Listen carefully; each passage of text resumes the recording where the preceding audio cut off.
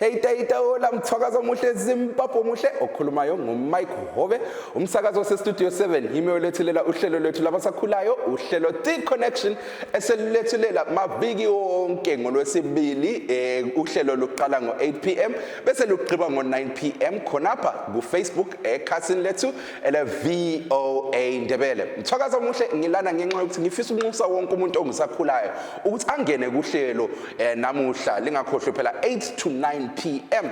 Namhlanje kuhlelo sixoxa labasakhulayo abalwela amalungelo oluntu elizweni mayelana lo daba lokuhlonitshwa kwamalungelo oluntu elizweni.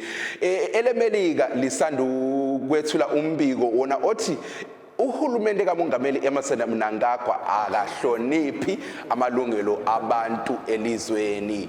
Ngifisa ukuzwa ke inizwi lokandaba ukuthi likubona njani lokho amalungelo abantu ayahlonitshwa na elizweni. Abafisa ukungena kuhlelo lakho ukusithumezela umlayezelo ku WhatsApp kunombolo ethi +1 202 465 0318 ngiyaphinda njalo +1 202 465 0318 lakho njalo ukusibhalela umlayezelo khonapha ku Facebook ekhasini lethu ele VOA Ndebele.